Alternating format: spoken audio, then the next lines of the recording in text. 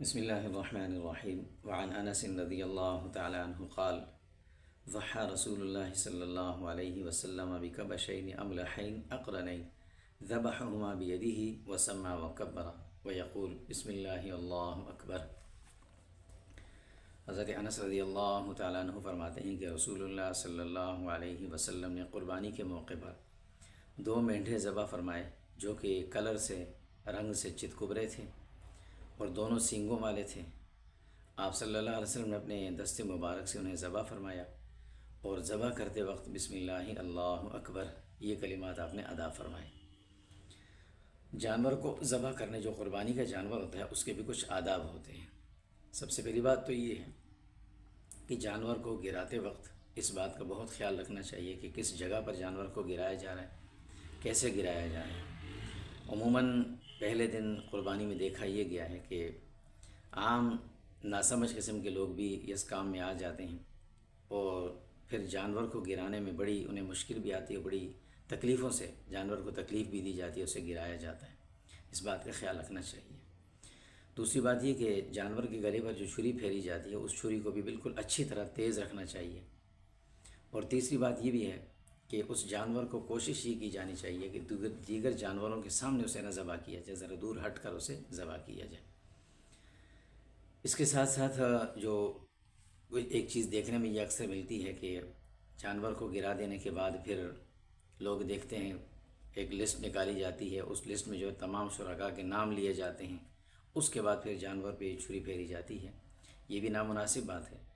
جانور کو گرا دیا گیا ہے، اس کی گردن کو قبلہ رخ کر کے اور فوراً اس پر چھری پھیر دینی چاہیے، اس کا انتظار نہیں کرنا چاہیے۔ جہاں تک بات ہے نام لینے کی، تو جب شرکاء نے مل کر ایک جانور خریدا ہے یا اس میں حصے دار ہیں تو وہ نیت ہو گئی سب کی، اب اسے دوبارہ سے نیت کرنے کی ضرورت نہیں ہے، دوبارہ نام لینے کی ضرورت نہیں ہے، وہ سب اس میں شامل ہو گئے۔ ذبح کرنے والوں کو سب نے دلالتاً یا اشارتاً یا صراحتاً اجازت دی ہوئی ہے، تو ذبح کر دینا چاہیے جلدی۔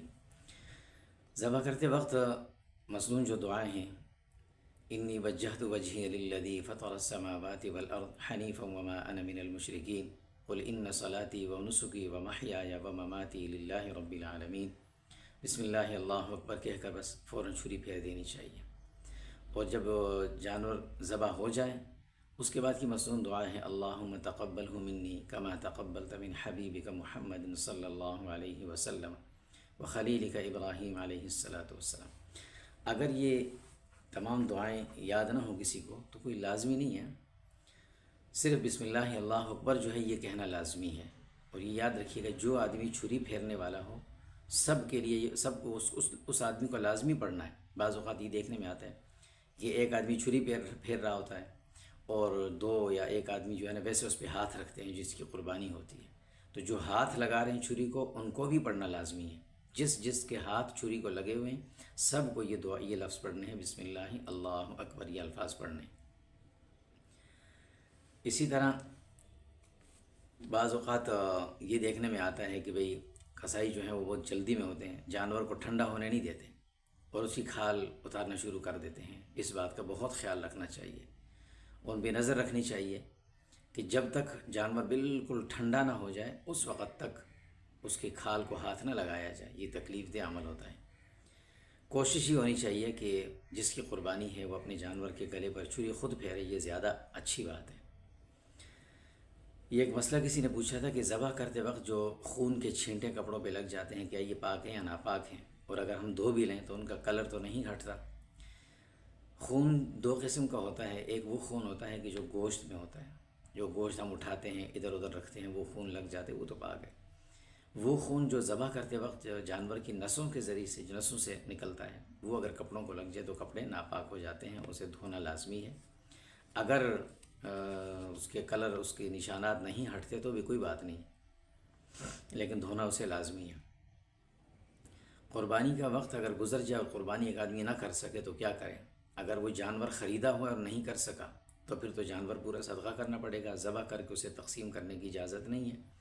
اور اگر جانور نہیں خریدا تو پھر ایک حصے یا جو بھی جتنے بھی حصے ہیں ان کی قیمت وہ صدقہ کرنی پڑے گی۔ ہمارا جانور بیمار ہو گیا ہے، اب ہم دوسرا خریدیں یا نہ خریدیں، کیا کریں؟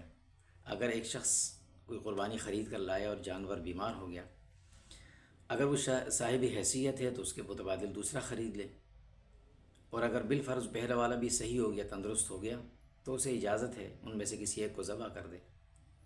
لیکن اگر وہ شخص صاحب حیثیت نہیں تھا اور اس نے ایک جانور خریدا، وہ بیمار ہو گیا، اس نے کہیں کرا کے دوسرا بھی خرید لیا اور پہلے والا بھی صحیح ہو گیا، تو اب اس پر لازم ہے کہ دونوں کو ذبح کرے گا، ایسا نہیں کہ ایک کو کرے ایک کو چھوڑ دیں۔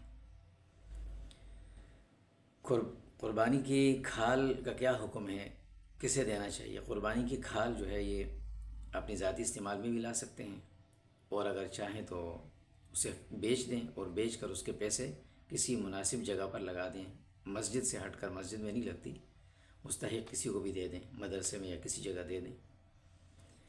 قصائی کو بطور اجرت نہیں دے سکتے ہیں۔